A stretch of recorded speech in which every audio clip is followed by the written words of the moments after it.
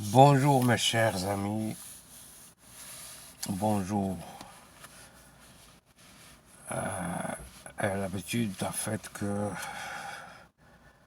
j'essaye de vous parler chaque matin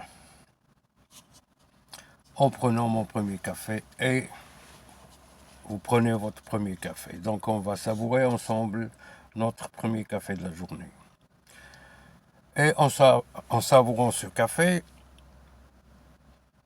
on se parle. Je vous écoute quand vous n'êtes pas là.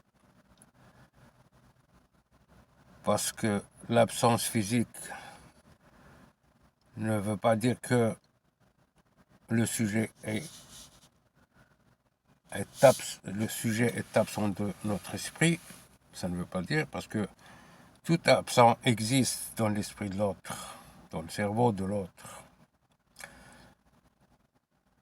Parce que le cerveau et l'esprit, c'est pas la même chose.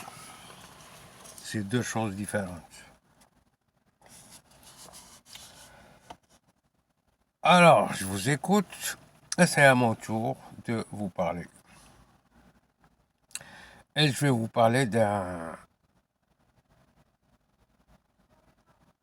fait qui m'est arrivé hier. Un appui m'appelle dans un état qui n'était pas vraiment normal et son langage n'était pas vraiment bien composé. Il était en panique.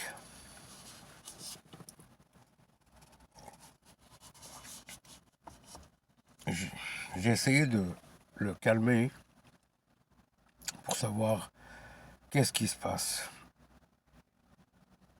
Alors j'ai réussi à le calmer jusqu'à un certain niveau parce que il était tellement énervé, énormément stressé et il ne savait pas combiner ses mots. Il avait peur. En gros, je ne vais pas vous raconter le problème, mais il avait peur. La peur. Cette décharge interne. Parce qu'il y a des décharges internes et des décharges externes. La colère est une décharge externe. Le sujet est en colère, il va manifester sa colère extérieurement. Il va violer, il va voler, il va se droguer, il va crier sur l'autre, jusqu'au niveau du suicide. La colère peut mener le sujet au suicide, parce que quand tu es en colère, tu perds contrôle. Et lorsqu'on perd contrôle, il n'y a plus de connexion entre la zone d'analyse et le système motrice. Alors mon ami avait peur. La peur est une décharge interne. Il met hors connexion l'analyse et le système émotionnel de la personne. La peur provient de l'inconnu. Quand on ne sait pas ce qui est derrière cette porte, on arrive, il y a une porte fermée. On ne sait pas ce qu'il y a derrière cette porte. Alors, l'inconnu, des fois, nous fait peur. Et la peur a des niveaux. La peur d'un lion dans une forêt, on le croise, n'est pas la même peur que lorsque tu as tendance à perdre quelque chose que tu aimes, quelque chose que tu ne veux pas perdre. Ce n'est pas la même peur. La peur dont tu risques de perdre la personne agréable que tu admires n'est pas la même peur lorsqu'on se trouve dans une position en pleine mer avec de grosses vagues et on risque de se noyer. Ce n'est pas la même peur. La peur a plusieurs formes, plusieurs couleurs. Mon ami avait cette peur de perdre quelque chose de très précieux, très précieuse pour lui. Alors il avait peur de cet imprévu. Et il a oublié que même dans l'imprévu, il y a de l'imprévu.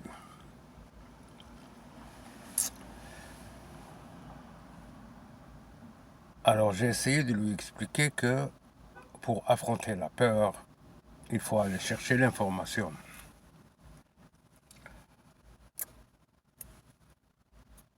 Il faut se renseigner. Il faut être bien armé. Parce que le savoir, des fois, peut nous sauver de cette mauvaise décharge interne qui peut aller jusqu'aux crises cardiaques. Parce qu'une peur, c'est une forme de déception. Et quand cette décharge met hors connexion toutes les cellules entre elles-mêmes, et que ce n'est pas la mort, parce que chaque cellule continue à vivre, quand cette décharge se décharge en nous, intérieurement, on perd contrôle et on peut commettre l'erreur fatale dans notre vie. Donc il faut être armé pour contrôler et pour contrer cette décharge. Il faut être armé du savoir. Et le savoir peut nous offrir la solution.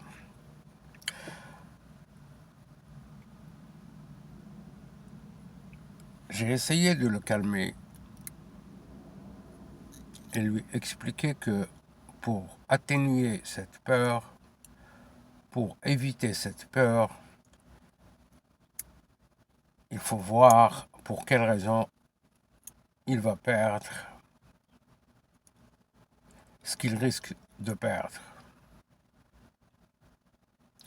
Et peut-être que savoir la raison peut-être pourrait être une raison, ou le début de trouver la raison.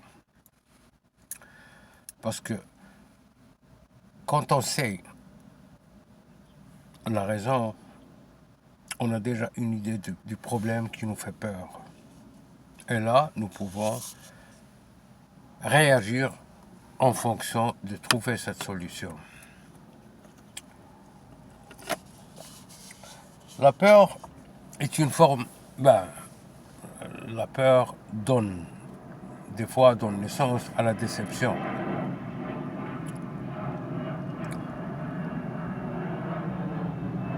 La peur des fois peut arriver au niveau du fantôme et qui peut accompagner le sujet à chaque instant dans sa vie. Et juste les professionnels, les psychologues, les psychiatres, les psychanalystes, qui peuvent traiter et aller au fond des choses pour aller chercher cette peur et l'extraire du sujet. L'exorciser de la peur. Et pour exorciser un sujet de sa peur, il faut aller très loin dans sa vie. Aller chercher les raisons et essayer de démêler toutes les raisons pour savoir c'est quelle raison qui a provoqué cette décharge interne qui détruit de jour en jour l'orgueil et la personnalité de la victime, de sa victime. Alors, on a parlé de la peur, moi et mon ami, et il a fini par comprendre qu'il n'y a pas de raison pour avoir peur. Qu'il n'y a pas de raison pour continuer à avoir peur. parce que la peur va lui faire très mal. Et quand on a très mal, on souffre. Donc il n'y a pas de raison pour avoir peur dans la vie. Il n'y a pas de raison. L'inconnu ne doit pas arriver au niveau de posséder la personne. Parce que quand la personne est possédée par la peur, il ne pourra pas avancer. Ça va être très difficile d'avancer.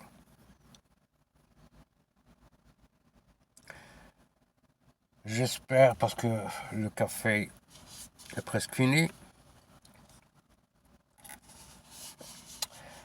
Il est froid un peu. Donc, je dois commencer ma journée. J'espère qu'on a essayé un peu de savoir ou de parler de ce qu'est la peur. Et chacun de nous peut avoir une perception de cette peur. On a peur de l'inconnu, on a peur de la nature, des fois on a peur de la mort, on a peur. Chaque individu, ça dépend de la peur, le niveau de la peur est subordonné à l'état émotionnel de la victime. Parce que un sujet bien équilibré, la peur n'aura pas l'effet que chez le sujet qui n'est pas bien équilibré émotionnellement. Donc ça dépend du sujet, comment il est, comment il va apercevoir, comment il va percevoir cette peur, cette décharge.